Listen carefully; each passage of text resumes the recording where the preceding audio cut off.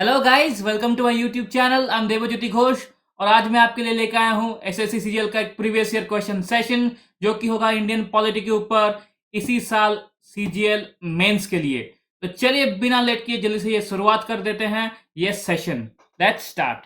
The first law minister of independent India was doctor B R Ambedkar. Doctor B R Ambedkar कौन थे? The first law minister of independent India, ये याद रखिएगा। और ठीक ऐसे ही क्वेश्चंस आपको प्रीवियस ईयर में देखने मिल जाएंगे, बिल्कुल हूबहू। तो अगर आप ऐसे क्वेश्चंस को अगर आप सॉल्व करते हैं तो आपको एक बार याद रहेगा माइंड में, ताकि जब जब कभी भी सीजीएल में कोई भी पेपर के ऊपर अगर ऐसा क्वेश्चन आपको देखने मिले आप तुरंत आंसर कर सकें।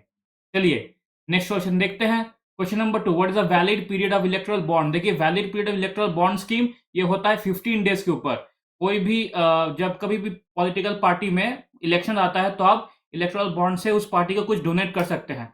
तो ये इलेक्टोरल बॉन्ड स्कीम मतलब उसका जो पेमेंट है वो कब तक वैलिड है? वो 15 दिन तक वैलिड है। 15 दिन के अंदर वो इलेक्टोरल बॉन्ड जिस पार्टी के ऊपर गिरता है वो उसको बैंक में सबमिट करके वो कैश वो ले सकता है, मतलब वो अमाउंट वो ले सकता है। अगर 15 दिन के ऊपर चल गया तो वो जो बॉन्ड है वो नल एंड वॉइड बन जाएगा, मतलब वो पार्टी उस पैसे को फिर यूटिलाइज नहीं कर पाएगी। चलिए नेक्स्ट क्वेश्चन देखते हैं। Question number 3, what is the total number of high court in India at present? Total number high court in India at present is 25 high courts. कुछ कुछ हाई कोर्ट है जो एक से ज्यादा स्टेट के ऊपर भी है, और या तो एक स्टेट है एक यूनियन टेरिटरी है, ऐसा भी बहुत सारे हाई कोर्ट है। तो हम लोगों के पास इंडिया में टोटल 25 हाई कोर्ट्स है। ऑप्शन नंबर 3 हो जाएगा मेरा करेक्ट आंसर। चलिए नेक्स्ट क्वेश्चन देखते हैं। Who among the following is not a member of national development council? देखिए एनडीसी का कौन सदस्य नहीं है ये पूछा गया। प्राइम मिनिस्टर तो बिल्कुल है, मेंबर्स ऑफ नीति आयोग है, chief minister of the state है। हमारा जो प्रेसिडेंट है, हमारा प्रेसिडेंट जो है वो एनडीसी का एक मेंबर नहीं है। ठीक है, प्रेसिडेंट एनडीसी का मेंबर नहीं होता। ये क्वेश्चन कई बार आया है और इसके लिए ये क्वेश्चन बहुत इंपॉर्टेंट बन जाता है। Question number 5, which fundamental right in the Indian constitution includes abolition of untouchability? देखिए एबोलिशन ऑफ अनटचेबिलिटी ये आता है आर्टिकल नंबर 17 में। आर्टिकल नंबर 17 में, ठीक है, आर्टिकल नंबर 17 में। और ये आर्टिकल आता है राइट टू इक्वालिटी में। ठीक है, आर्टिकल राइट टू इक्वालिटी में abolition of untouchability, abolition of titles, फिर राइट टू इक्वालिटी में prohibition of discrimination on the grounds of race, caste, sex. ठीक है, फिर right to equality, equal opportunities in matters of public development, ये सब। ठीक है, चलिए नेक्स्ट क्वेश्चन देखते हैं। Which one of the following is not the function of panchayat? देखिए इनमें से कौन पंचायत का फंक्शन नहीं है, मतलब पंचायत की जिम्मेदारी नहीं है? तो मेंटेनेंस ऑफ पब्लिक ऑर्डर ये पंचायत की जिम्मेदारी में नहीं आता। Public utility and service, sanitation, public health, ये सारे पंचायत के जिम्मेदारी में आता है। अब देखिए पंचायत जो होता है, जो हेल्थ केयर सेंटर्स होता है, सैनिटेशन होता है, वो सारे के सारे पंचायती फंक्शन के अंदर आता है, उनके जुरिस्डिक्शन में आता है। मेंटेनेंस ऑफ पब्लिक ऑर्डर ये स्टेट के या उसी के जो अगर वो यूनियन टेरिटरी होगा तो वो यूनियन टेरिटरी अंडर जुरिस्डिक्शन में वो आएगा, पंचायत के जुरिस्डिक्शन में वो नहीं आएगा। चलिए नेक्स्ट क्वेश्चन देखते हैं। Question number 7, if a minister of state wants to resign to whom he should address the letter of resignation? अगर मिनिस्टर ऑफ स्टेट रिजाइन करता है तो उसको चीफ मिनिस्टर को अपना लेटर देना होगा। चीफ मिनिस्टर वो लेटर को देखेगा और फॉरवर्ड करेगा, कहाँ का फॉरवर्ड करेगा? वो गवर्नर ऑफ द स्टेट को, गवर्नर ऑफ द स्टेट को वो फॉरवर्ड कर देगा। लेकिन हमेशा मिनिस्टर ऑफ स्टेट अगर रिजाइन करता हो तो पहला लेटर अपना चीफ मिनिस्टर को ही देगा।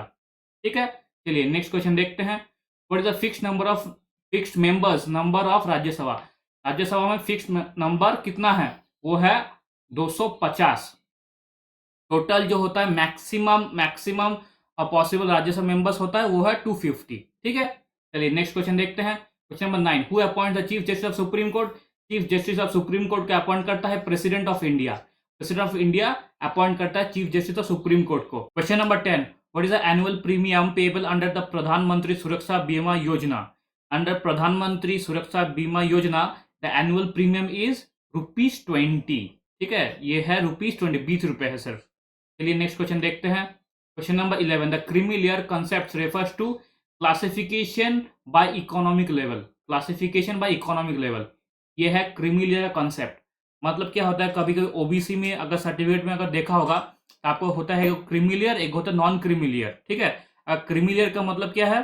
कि उनके जो बार है, जो इनकम का जो एक लेवल है, वो जो ओबीसी का इनकम का लेवल से वो ऊपर है, तो उनको वो एग्जैक्ट सुविधा नहीं दिया जाएगा। और जिनका है नॉन क्रीमिलियर, वो क्या होता है, उनका जो बार होता है, जो इकोनॉमिक का बार होता है, सैलरी या जो भी इनकम का बार होता है, वो उससे नीचे है। तो जो भी ओबीसी का जो सर्टिफिकेट जो उनके पास है, उनको वो सारा सुविधा मिल जाएगा।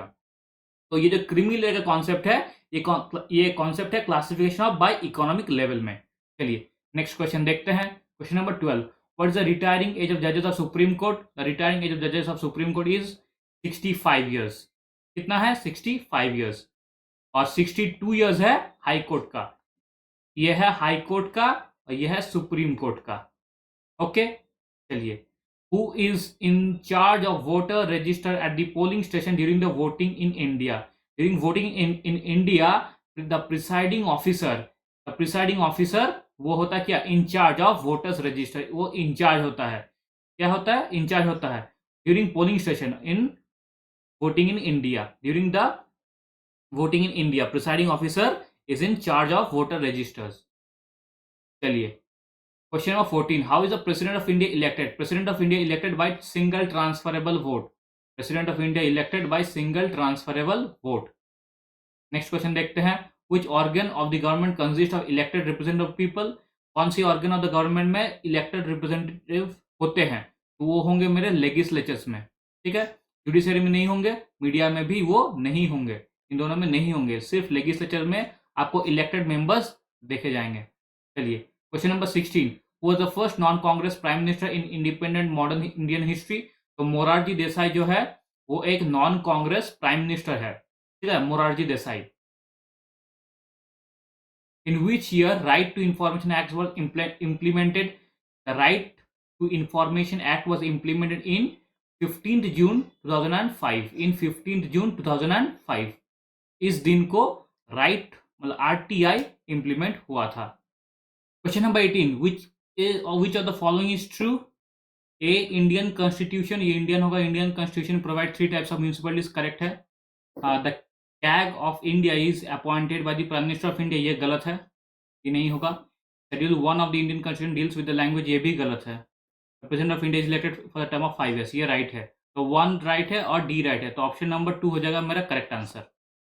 चलिए नेक्स्ट क्वेश्चन देखते हैं। Question number 19, constituent assembly of India was founded in the year of 1946, ये होगा मेरा आंसर।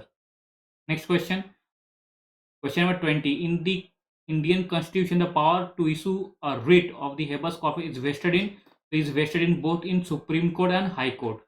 सुप्रीम कोर्ट भी हेबियस कॉर्पस आपको जो रिट है वो जारी कर सकता है फ्रॉम आर्टिकल नंबर 32 और हाई कोर्ट भी जारी कर सकता है from article number 226। Next question देखते हैं। Question 21, who had sworn in as the governor of Mizoram? Governor of Mizoram कौन है? वो है डॉक्टर कंभमपति हरि बाबू। डॉक्टर कंभमपति हरि बाबू। ठीक है, ऑप्शन नंबर 3 होगा मेरा राइट आंसर। चलिए नेक्स्ट क्वेश्चन देखते हैं। The following article of the constitution of India deals with the uniform civil code. ठीक है, यूनिफॉर्म सिविल कोड होता है आर्टिकल नंबर 44। आर्टिकल 44 क्या होता है? Uniform civil code. यह है directive principle of state policy में। चलिए नेक्स्ट क्वेश्चन देखते हैं। Question number 23, which article of the constitution provides the parliament the power to amend the constitution? Parliament to power to amend the constitution, ये होता है article 368। ये बहुत important question है और आपको शायद 1-2 बार पेपर में भी देखने मिल जाएगा या उससे भी ज़्यादा। ठीक है, आर्टिकल 368 है, वो क्या करता है? वो पार्लियामेंट को पावर देता है to amend the constitution. Question 24, appointment of chairman and other member of UPSC comes under which article? वो होता है आर्टिकल नंबर 316। 316 आर्टिकल 316 क्या कहता है कि president will appoint the chairman and other members of UPSC. ठीक है, चलिए नेक्स्ट क्वेश्चन देखते हैं। Question 25, under which article of constitution can the central government give directions to the state government? वो है आर्टिकल 256। आर्टिकल 256 के तहत सेंट्रल गवर्नमेंट क्या करता है? कुछ स्टेट गवर्नमेंट को कुछ डायरेक्शंस दे सकता है। आप ऐसे कर सकते हैं क्योंकि हमारा जो कॉन्स्टिट्यूशन है वो एक क्वाजी फेडरल गवर्नमेंट है। क्वाजी फेडरल, पूरी फेडरल भी नहीं है और पूरी स्टेट वाइज भी नहीं है, क्वाजी फेडरल गवर्नमेंट है। चलिए नेक्स्ट क्वेश्चन देखते हैं। The parliament can legislate on subject given in the union list only in consultation with the state government for the state of Jammu and Kashmir. ठीक है, जम्मू एंड कश्मीर JNK को, क्योंकि ये यूनियन टेरिटरी है अभी, the parliament can legislate a subject. ये जब question आया था ये शायद तब यूनियन ना होके आर्टिकल 370 था, लेकिन अभी आर्टिकल 370 से हट चुका है। लेकिन फिर भी parliament can legislate on subjects in the union list only in consultation with the state government for the state of Jammu and Kashmir. ये मेरा अभी के लिए ये ऑप्शन राइट हो जाएगा। चलिए नेक्स्ट क्वेश्चन देखते हैं। The final authority to interpret our constitution is the Supreme Court. Supreme Court has the power to interpret the constitution, and it is the final authority to interpret the constitution. For which period the finance commission is formed? The finance commission is formed for a period of 5 years. ठीक है, चलिए next question देखते हैं। Question 29, who will administer the oath of office to the person who is to take over as a president? तो ये होता है the chief justice of India, the CJI। वो क्या करता है, जो ओथ होता है प्रेसिडेंट होने का, वो ओथ को वो एडमिनिस्टर करता है, और ये CJI ही करता है। ठीक है, CJI, chief justice of India. चलिए नेक्स्ट क्वेश्चन देखते हैं। Money bills can be introduce in Lok Sabha with prior permission of the president. Money bills को मनी बिल बोला जाता है। A bill can be consider as a money bill if a speaker said it as a money bill, तो ही वो money bill होता है। लेकिन जब कभी भी मनी बिल को लोकसभा में इंट्रोड्यूस करते हैं तो प्रेसिडेंट से पहले परमिशन लिया जाता है कि ऐसा हम मनी बिल को हम इंट्रोड्यूस कर रहे हैं, तो ये आंसर हो जाएगा प्रेसिडेंट। ठीक है, तो ये था हमारे 30 प्रश्न जो इस साल CGL मेंस के लिए बहुत इंपॉर्टेंट 30 क्वेश्चंस हैं। आई होप आप सबको मज़ा आया होगा ये सेशन देख के। अगर आपको मज़ा आया है तो प्लीज़ इसे लाइक कीजिए, कमेंट कीजिए एंड शेयर कीजिए, और ताकि ज़्यादा लोगों तक पहुँचे जो ये SSC CGL के लिए प्रिपरेशन कर रहे हैं। तो चलिए आज तक के लिए इतना ही। Thank you.